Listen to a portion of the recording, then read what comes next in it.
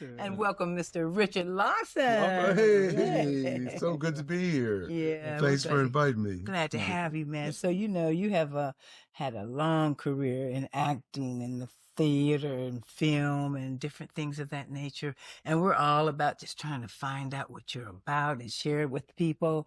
So we're going to start out from how you started out in your career. Well, so I was in Vietnam, and I came back from Vietnam. I found out that I could get out of the service 3 months early if I went to school.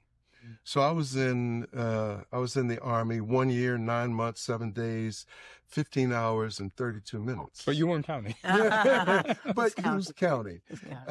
And I went back to the Bay Area, to Chabot College, and I decided, I was going to be a lawyer, and so it was like, but I can only get into junior college because it was so quick, but there's no law in junior college. You can't study law, but there's a debate. I went to the debate department to join the debate team, and while I was there, this woman was walking down the hall. I can tell it was high-heeled shoes, but was heavy-footed. I said, now that's a tall woman, right? Whoever that is.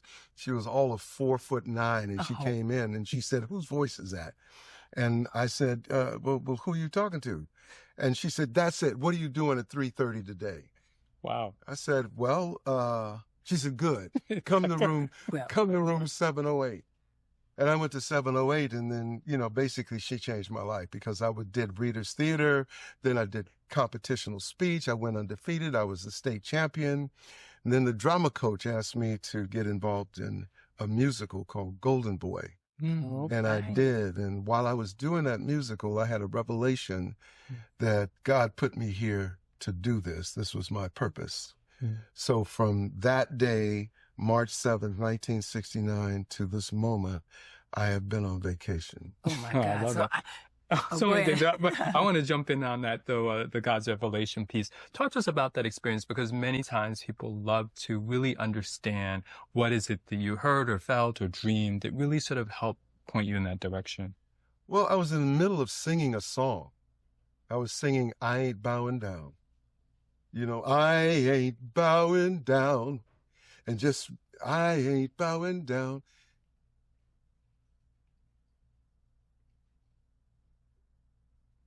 And then I had a moment where it was speaking to me in terms of very clearly that this is what I'm here for. And it was a revelation. And I reveled in that moment. It's hard for me to talk about that moment without having, a very strong feeling about it, and it was just clear as day. It was, and the thing is, it's like, I'm a bit of a clairvoyant.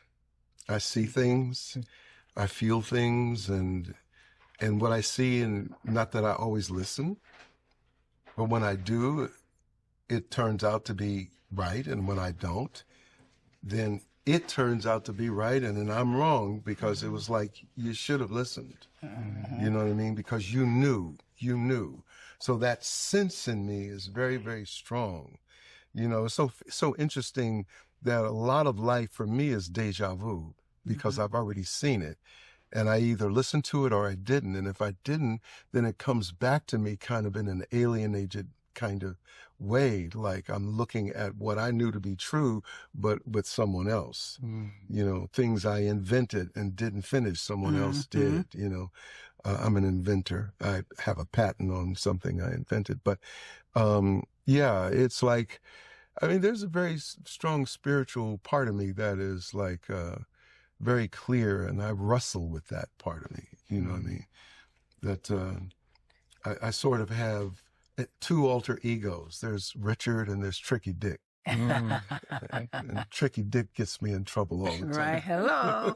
Yeah, we won't see it. But, that's the kind of thing I think I have that as well. And to call, some people call it the third eye. So Yeah, You know, I'm sorry, Lance, they call that the third or your eye. sixth sense. And yes, I've had problems where I didn't follow that and almost ran out of gas and messed up my car on the freeway. When I'm like, Yeah. I knew I should have stopped and got some gas. Yeah. And people are the same way, and about life in general, and especially following your career and different things. And I'm sure, and you know that because you have a workshop, or you've trained artists and people in the industry. Yeah. What prompted you to want to start training students and actors and people?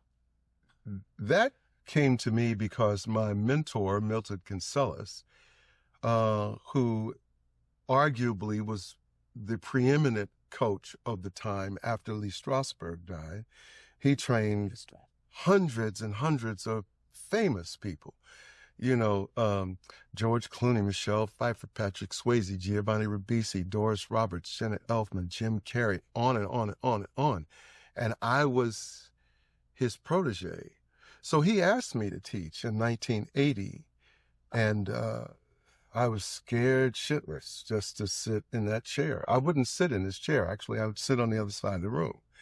And then I found that it was just awkward because that was already set up. And so I then moved into his chair and I started teaching. And so over the 40-some years I've been teaching, I've had the pleasure of probably tens of thousands of people. And I say that because his classes were large. He had 100, 115 people in a Monday, Wednesday, Tuesday, Thursday, Monday morning and afternoon classes, and then master classes on Saturday. And sometimes I was teaching 9 people a week, but that wasn't my dream. That was something I followed because my mentor asked me to do it. And I was the quintessential student. Before he asked me, I would sit in the first row. I took copious notes, and I was already living my dream. And so therefore I was like a sponge. And so, then I started teaching, and from his foundation, because I was a teacher and a working actor, I had these 2 tracks that I could teach from. Not only could I teach it from a point of knowledge and the acquired knowledge, but also from experience. So therefore I added that sauce to it in terms of now I was able to do it. Right. One of the greatest things that has ever been written was that he wrote me a note one day and he said, "It's because of you that I believe in my teaching." Wow, now that's big. And that's huge, right? Sure. And so for me it was because he said it and he was the man, And so I took that, which he taught, and I expanded it with the knowledge that I gained and that I experienced, because I was working with some of the top directors, the top actors. I work with legendary people on legendary projects. And speak of which, there are movies that we've seen in life, like first impression movies where you see somebody on the screen, like with Ron O'Neal and Superfly, when you kind of first see him, and when Billy D. Williams walks down there with that white suit on, Lady Sings the Blues and everything. Well, this man right here, let me tell you, my first impression of that thinking was when I saw you on, what is it, Chicago Story you did? Chicago Story. Chicago Story. Yeah. He had this long coat on, and he had a hat on, and to me, he's always been my heartthrob. There's no secret about that. When I saw him in that, I'm like, that's just the whole situation revitalized. I'm like, where he come from? Okay. But I did. And I always think about you in that scene. But you've done so much work. Tell us a little bit of your resume, your history, your body of work that people might be familiar with. Well, thank you for saying that. That's so sweet. True. Thank you. Very first thing I was in was Dirty Harry. And the so-called blaxploitation movies, the Scream, Blackula Scream. And then The one thing I knew when I came into this business, when I came to LA, was that there was Hollywood, which didn't offer very much in terms of roles, that I knew that I had to create my own game. So my goal was to go from number 57 on the call sheet to number 1. So I knew I needed to create my own stuff. So I produced my own plays and stuff like that. I created my own career. There's Hollywood and then there's career. So Hollywood was always plan B to me. My career and what I created was plan A. And in a short period of time, I became number 1 on the call sheet in a movie called Bogart, which is now called Get Fisk. And then, so I went through all those films, and then I did Coming Home, and then later Poltergeist, and then How Stella Got a Groove Back. I'm sort of leapfrogging forward because there's a lot of stuff in between there. And then so many things. And then currently, I was in the number 1 Amazon movie, Divorce and the Black. And then I have I'm playing Al Sharpton in this upcoming. I got to show you the picture of that. You won't believe. Oh my God, you are the transformation. Okay. Yeah. Aftershock, the Nicole Bell story about Sean Bell, who got shot at 50 times in Queens in 2006. But on October 24th, I have Beauty in Black. Exactly. Which is Netflix series, 16 episodes, which is crazy. It's the Tyler Perry it is Dynasty on steroids. Ooh, I love it. It's like super rich Black people, all greedy. They all want to be able to control the pie. Who could imagine? And oh man, when is that? October 24th, right? 24th. See, I know that on Netflix. People watch that. I'm a good advertisement for that. Oh, I can't wait to see that. That's wonderful. I want to tease out one of those only because, as a physician, just some of your thought process that went into your role on V, because you sort of mentioned the word alien earlier. You played, I believe, a psychologist type of a doctor. Yeah. Well, I created this technology, I call it. I invented this thing called the character chart. So every character I play, I look at my work, before I look at it emotionally, I look at it scientifically. So characters are behavioral anthropologists. In the sense, as actor, I'm looking at a role as a behavioral anthropologist, meaning the study of the origin, the social, the cultural, the emotional, the spiritual aspect of man. And so I do that kind of dive with each character. And in science is the systematic study of something. So I created this chart where I systematically study the characters I create, and I put them in a model before I actually try to act them, so that I understand all the emotional through lines of the character, where the rage shows up, where the anger, where the jealousy, where he's a clown, where, all those things. I understand that throughout the entire show, right? And I see where these things line up, like a Persian rug, colors weave in and out. So rage weaves in and out. And rage on page 1 is going to be different than page 10 or page 20, or at the climax of it, when the character reaches, his warrior stage.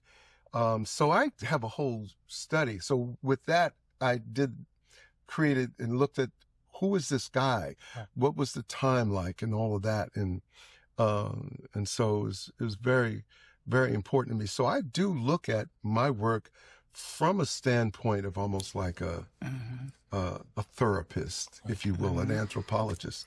And just as a sidebar, last night I was at the Black cardiologist Right. convention downtown. Yes, 50th. Yeah, yeah. That was interesting hearing some of the history of how this ABC, American Black Cardiologists Association, and how it was created 50 years ago and what it has done. So part of art, going back to what you asked, art is first science so that it can become art in a systematic way.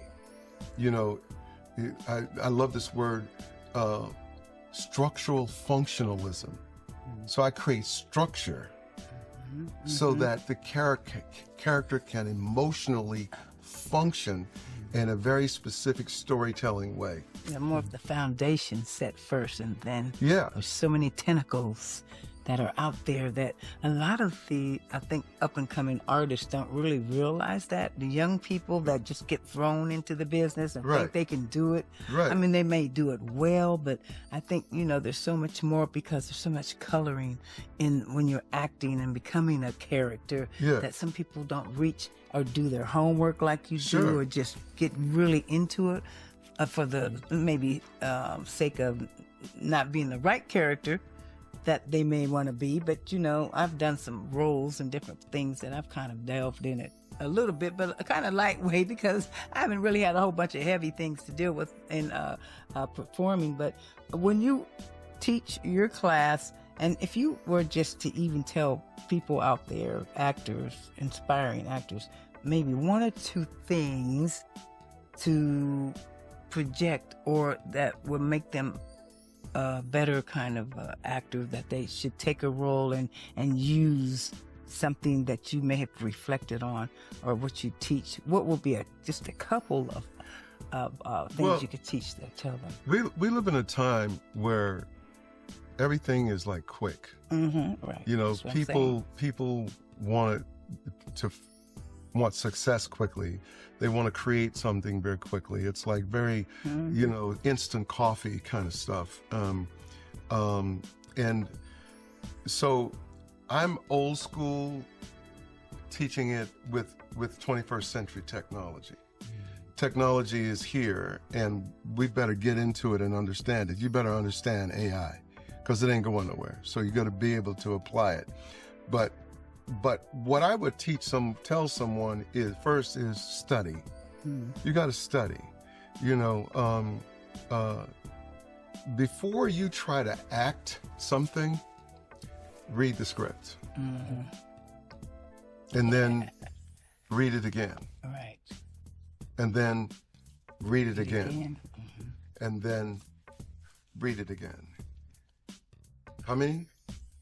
Read it 200 times. Right. Because every time you read it, you have another thought and you have another question. You understand something a little bit more. Something occurs to you about, I know something about that. That was kind of like the time when I... Right. And you start building this thing and finding the anthropology because of the fact that it comes to you.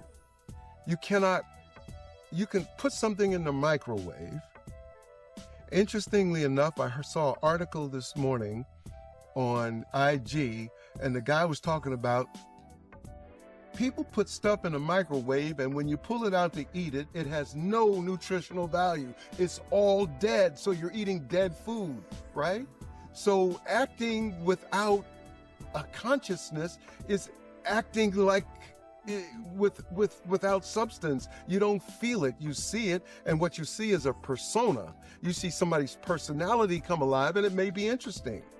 I'll tell you a career that I really admire is Kevin Hart. When Kevin Hart first was doing his thing, he was Kevin Hart. In this movie and in that movie, the same thing. You see it again and again and again. Now Kevin has developed some skill. Kevin is thinking, Kevin is listening, Kevin is responding, Kevin is being impinged by what he's heard, and he's having to think about. And so you can see it, it's like the root of a tree. It's like a tree. A tree grows in two directions. A tree grows up and you see foliage and you see the beauty. A tree grows down equally. what I'm saying for people who study and people who want to be an artist, you got to get those down roots so that the tree will stand. It won't stand in a storm if there's only the tree that has, you see, the pretty, but there's no substance. You know what I mean? So you got to learn to bring substance, and that takes time. You know, you don't cook gumbo in a half an hour. But talk to us about just the way that actors should think about the importance of taking courses, because some feel like, oh, I'm just a natural. I like reality TV. I was just lucky enough to get this role, versus you always hear seasoned actors say, not only do I study, but I also go to the theater, usually live theater, because it really forces me to constantly evolve my craft. Right. I totally would suggest somebody going to where they can work on their feet.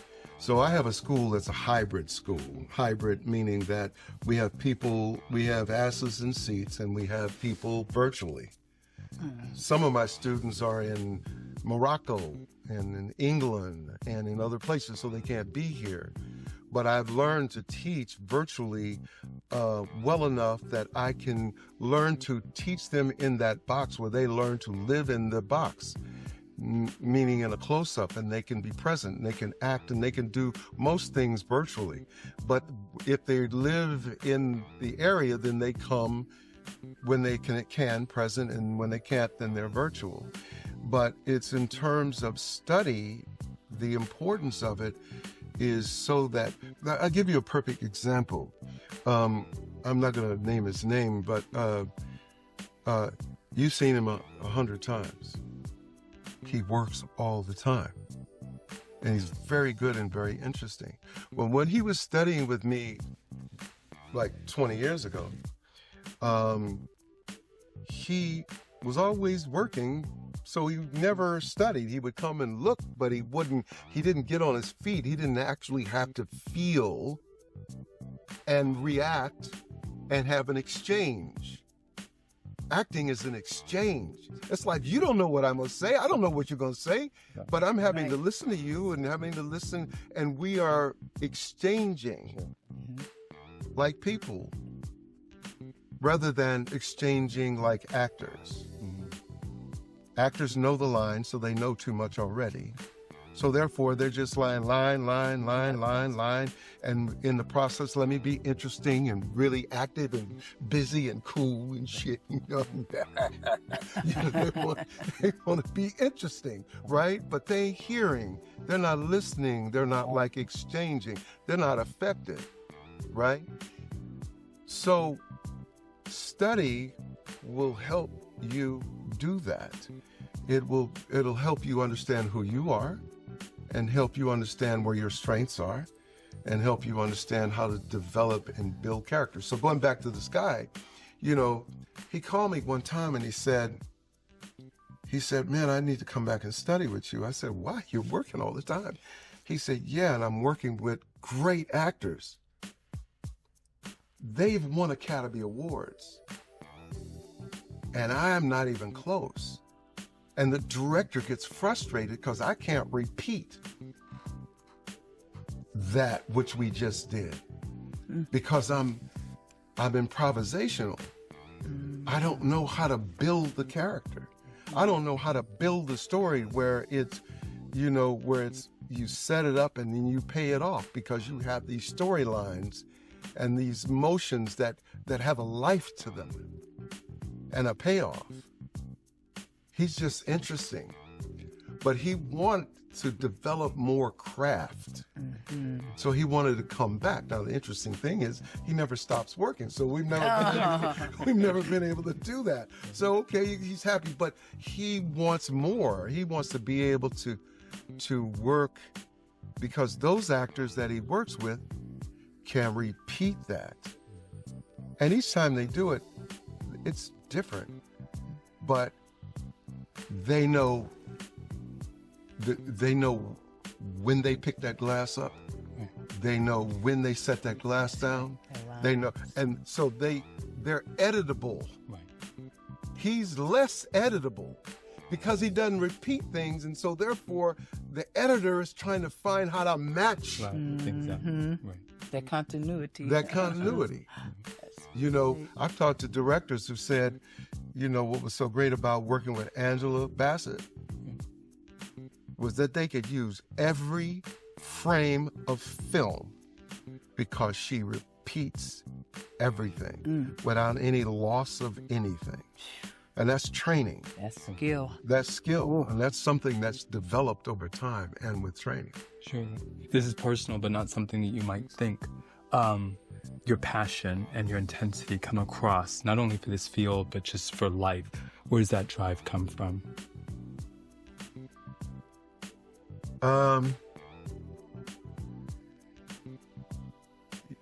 Let me say it like this, you know.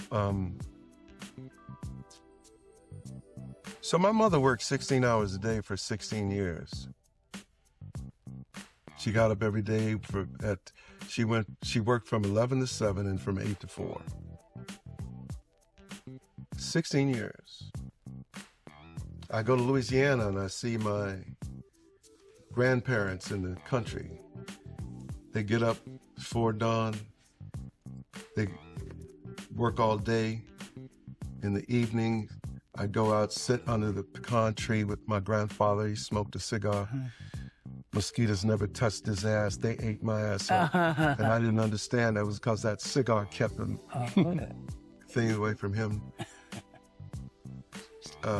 My great-grandfather bought himself out of slavery and then went and bought his brothers and sisters out of slavery and then taught a whole community of people how to share-crop properly, because one black man could take 1,000 pounds of cotton to the gin and get X, but 100 black men could take 100,000 pounds of cotton to the gin and get a seat at the table.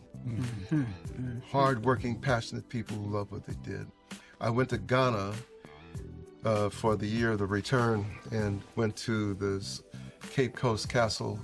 They call it a castle where the enslaved were kept, and that was the point of no return.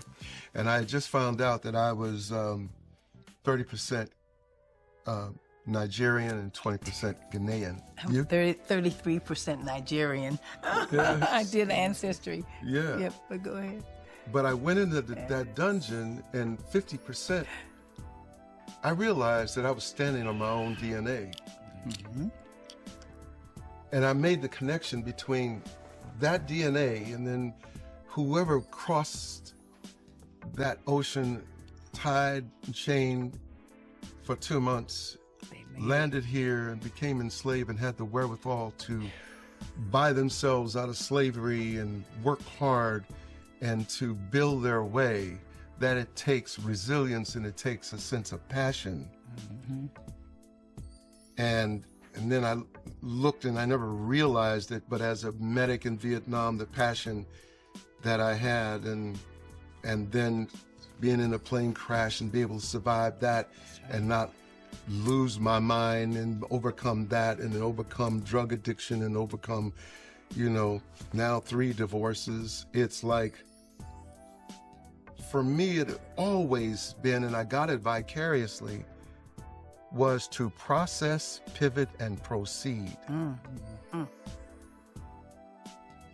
There ain't no stop in me, so you can't stop me. And I understand that if I want it, I gotta go get it. It ain't coming to me. And so you better love what you do. You understand? I'm that guy on the golf course that if I'm down on the 6th hole, you may not understand it if you're not a golfer. But my friends play with me say, man, don't even look at him. Don't wake his ass up, whatever you do. You understand? Because I get motivated. Yeah. That look, that whatever. And I'm going to beat your ass by the time we get to 9. I'm getting my money. On 18, you might be a better golfer than me, but you ain't a better gambler than me. You know what I mean? So it's something, I believe that passion came DNA-ically. Like, there you go. Yeah, I got you. DNA-ically. That's right. Yeah. So you had mentioned the plane crash that you were in. Mm. I remember that, and Me too. I know you do. I want you to touch upon that a little bit. And I'm sure that definitely made a difference and changed your life in many ways. And you probably have PSTD and all that stuff from it and what have you. You want to walk us through this a little bit? What happened to you? People don't know. Man almost lost his life. It was a wonder that you made it through. It was definitely a wonder. The interesting thing about that is that, as I was saying before, the clairvoyance, I mean, I knew before I got on that plane that my spirit was telling me, don't get on this plane. Don't, don't get on this plane. And, and the interesting thing is that, that public self, the thing that doesn't, you don't want to be wrong, you want to be right, you want to be liked, you don't want to make a fool of yourself, you don't want people to think a certain way about you, you don't want I was doing the drug program, running the drug program for the National Basketball Association. So, and I was doing all my children at the same time. So, I would go to all my children, work. They knew to let me go by 6 o'clock because I would have to get to LaGuardia to catch the 7:30 flight to go somewhere. And this particular time, because I had to go to each team, there were 27 teams in 26 cities at the time, and I had to go to each team twice a year to talk about educating them about drugs, you know. Um, and not so much about drugs as it is to how to survive in the world. Like very quickly, a 7-foot man who plays a game might lose 10 pounds of water. An ounce of alcohol in a 7-foot man before playing, it will be like 10 parts to 1 alcohol. After a game, after losing 10 pounds of fluid, an ounce of alcohol, it would be 8 to 1. So it will be more intense. So alcohol and is going to affect him more than the regular guy. And so they need to know that. So they knew how to, they couldn't do the same things. So I would go around, as he said, I was supposed to go to Cleveland, your city, right? Uh,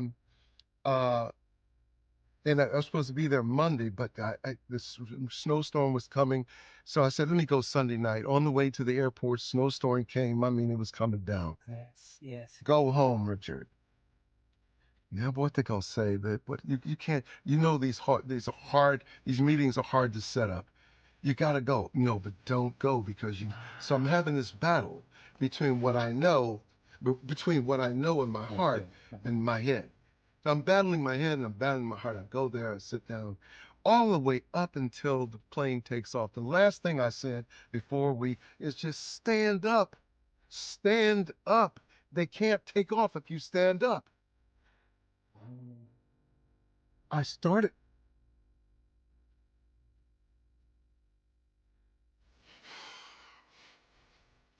Planes takes off. I look out, going down. I say, he's not going fast enough.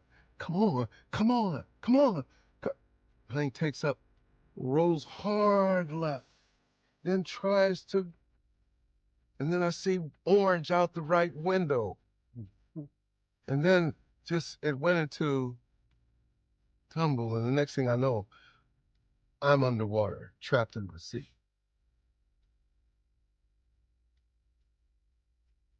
So after I hit the surface of the water, after a while figuring it out, um, I get out. I get pulled through this hole in the side. The plane is severed, half the plane. I'm in the nose of the plane. Let me add this part. So initially I was sitting in seat 6A. The guy recognized me, the ticket agent. He had changed my seat to 1F for the first class. So, uh, so when we crashed, I'm underwater. I finally get up. There's a hole in the side of the plane. The guy pulls me through the hole in the side of the plane. I can't breathe. I jump off this little ledge. I walk around the front of the plane. the plane, there's fire back there. I don't want to go back to where the people are. I'm going towards the terminal. I climbed the wall there and I'm on my way to the terminal. And I see this guy, I can't breathe. I'm like, I see this guy coming. He's got this hooded sweatshirt on, this brother, you know. I said, hey, can you help me? Can you help me? He said, yeah, man, yeah, bro. Hey, man, you want all my children? No, he did not. Where? No. Oh, no, you did not. Wow. He did. But you know what was, Oh, and you can't breathe and dying. that It's not funny. brought me back to, Mm. it just sort of brought me back. Mhm. So what I learned, what the lessons, if you will, oh, by the way, the woman who eventually sat and said, say, didn't make this.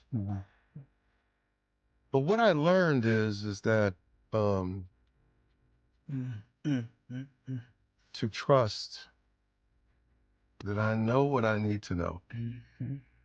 I know everything that I need to know. It's in me. It's whether or not I'm able to be present enough to receive it. And if I don't know it, I know I got company that does. Right, that's right. I'll figure it out. Process it the right way. I get on a plane. I feel what's going on. I'm present enough to be able to decide whether or not I pick up that energy, because everything is energy. Mm-hmm. Everything is energy, isn't it? Mm-hmm. That's true. You feel it, you know. Right. It takes 3 seconds to fall in love. You meet somebody, there's that energy, right? It's like, no, I can't deal with that. It takes 3 seconds to fall in love, and the rest is denial, Mm-hmm. Right. Mm-hmm. right? So you get that energy, and it's whether you are present enough to pick up the energy. What I know today is that I just need to be present to pick up the energy, because everything that happens to me is a source of deja vu. I saw it before it happened. And if I stayed there and stayed in it, that's on me, Mm-hmm. because I'm not listening to what I know to be true. I can't tell you how important that is. Listen to your truth, That's right. Mm-hmm. and you'll figure it out. So therefore, when you do, there's not the fear associated with stuff. You know, like you run into a bear in the woods, be present. Don't operate from fear. Be present. That's the key. Be present. Present. There's so many people and children and kids out here now, and even getting high and doing stuff and drinking, smoking, even adults, people. But that main thing you said, be present. And you can't do that sometimes if your mind is altered in a different manner that you really cannot absorb or process what's happening to you. Now, you know you Right. have a better side, which we teach our children, that you're supposed to listen to and do, and then the one you're not supposed to. Everybody's trying to get on board with this, that, and the other, and everything else. And let that be a lesson to you people out there. Be present within your mind and yourself. One of the things from working in the world of drug education, training, treatment, and aftercare is that when you're in an altered state, what's true for you in this state is not true. Right. Right. It's not. But what you're doing is that you're believing this altered truth. And then you operate on that, and fears are developed from that, and whole belief systems are built on a lie. You know, the most insane thing that can happen is two drunk people get in an argument, and then they try to fix that argument the next day. What you trying to fix? Right, that's right. You don't even remember what the truth was. Remember what it was. You know, what that happened is that you're dealing with the illusions of things. You know what I mean? You're dealing with it. That's why I don't smoke weed. I never could smoke weed because that altered state, man, is like, you know, although I did like that altered state of cocaine. I loved that at the time.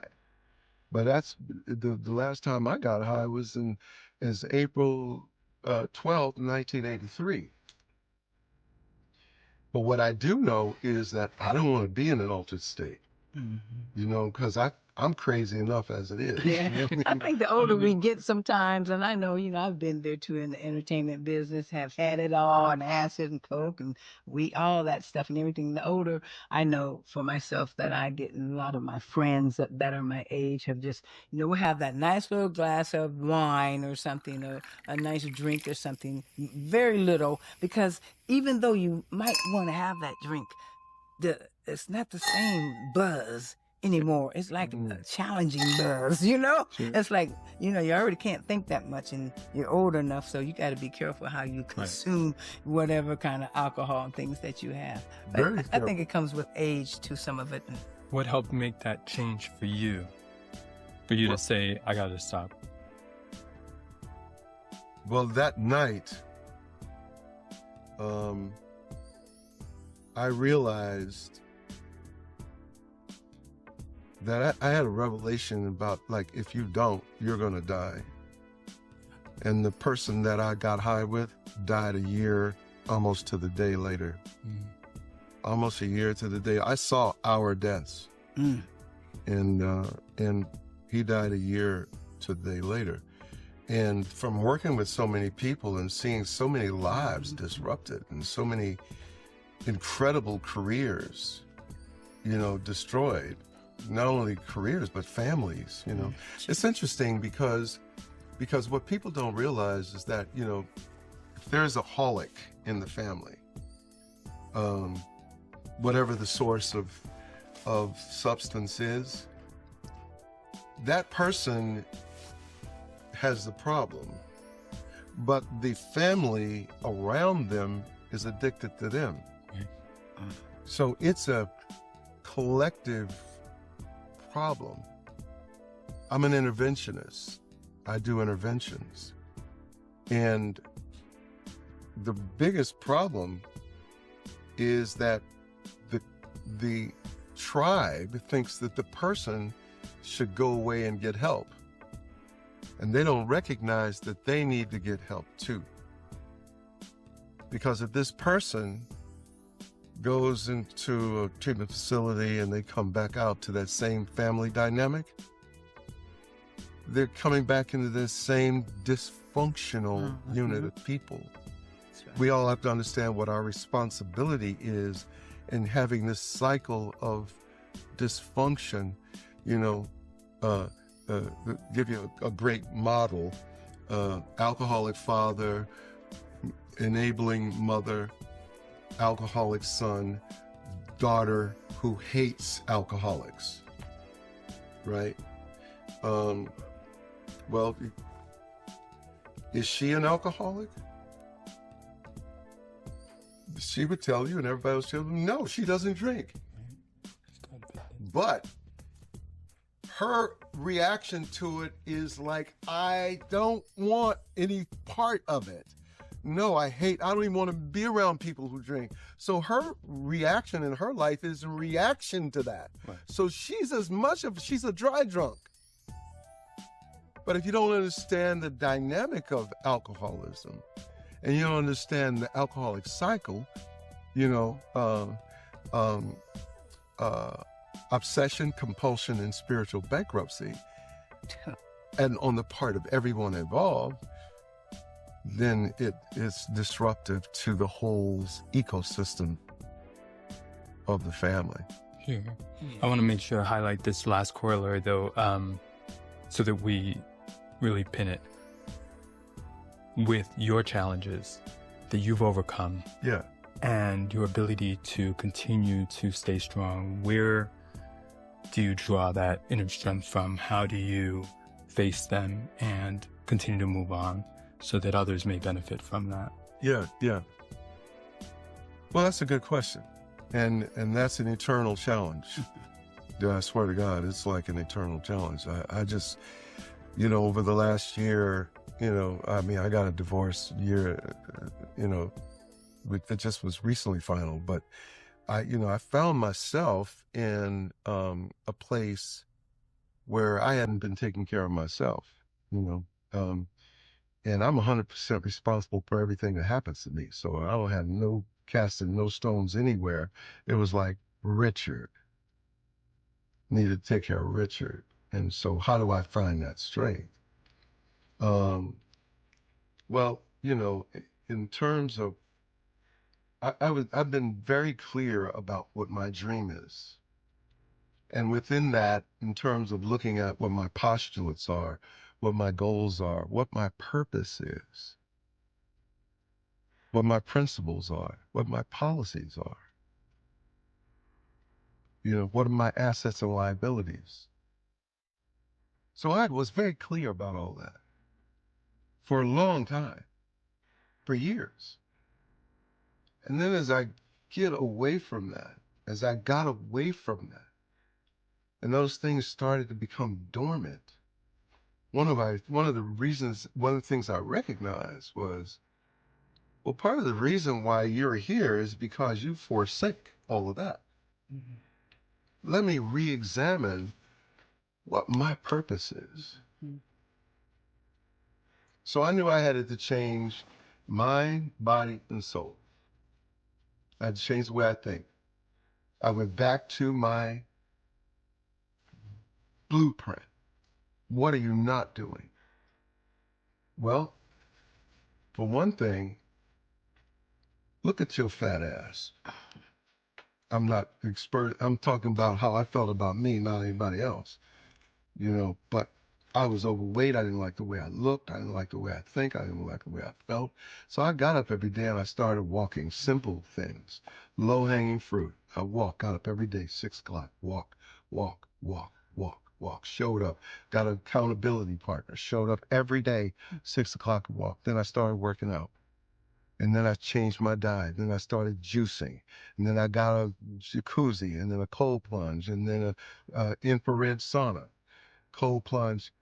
God bless a cold plunge. I love cold. It's the most non-African thing you could do, because Black people don't like cold. I love it. I love it. You know what I mean? Who the hell wants to get in some 40, 50-degree water, and freeze, for 10 minutes? But it's the best thing you can do, and getting the saunas out, getting the sauna and meditating and, and then talking with, is, I don't want to, is this a PG show? Say it. Say what you You got to with the people who with you. Mm-hmm. Okay. Yeah. You got to find the people who with you, and that's who you with. Yeah. Because of the fact that, you can get it out, you can speak it, you can put it in the truth, you can get after it. You got people saying, you got this, encouraging you and supporting you through whatever it is you're doing. So it's process, pivot, and proceed. And so it's in terms of anybody who needs to rehabilitate, Mm-hmm. find the people who with you, talk about it, have no shame about it, especially Black men. Mm-hmm.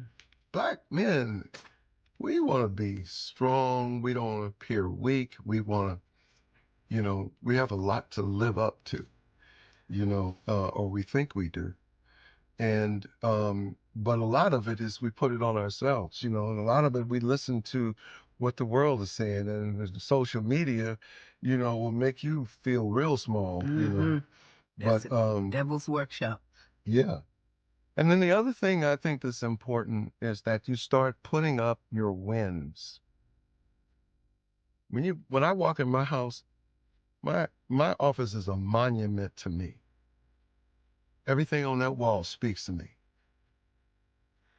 If I walk, I'm having a bad day, the poster, how Stella got her groove back. Yo, nigga, what's up? What's the matter with you? Get your head up. Look at what you did. Look at that movie you did. Look at that script you wrote. Look at these awards you got. Look at all of this. Look at this thing. Look at the artwork, and in my environment says, stand up. You got this. You good. You know what I mean? phone calls, people. You good. Go help somebody. Be of service. Be of service. Be of service. I mentored 100 kids from the time they were 12. They're filmmakers, editors, writers. You know, they're good people. I mean, it's amazing. It's amazing. Absolutely. I love it. We could continue on. It is such a pleasure and a privilege to be here with Richard Lawson and hearing all of his experience, and also just how you continue to maintain that tenacity and hear that inner voice that, like you said, has always pointed you in the right direction. Right. And even when things really seemed like they were close and were in reality, it seems like it opened a new door and a new lease on your life. Thank you so much for spending time with us today. We could spend a few more hours. Yeah, no, thank you. We will have this in part 1 and 2. Yes, A and B. This is too good for 30 minutes. At Mr. Richard Lawson. Sure, absolutely. We're gonna take you Or up on that. YouTube is Third Act Solutions. Sure. Yeah, thanks, Mr. Richard Lawson. Absolutely. Thanks. Thank you so much. This has been great. Sure. Kathy, thank you so much. You're Can't wait to welcome. see you back on the golf course. Oh, yeah, you will. I'll be back. You're the one. Okay, Yeah. I'm ready. All right. But I've been following your journey. I'm so proud of you just Thank to you. know We all you. are. Thank you so Absolutely. much. Thank you. An honor. Thank you.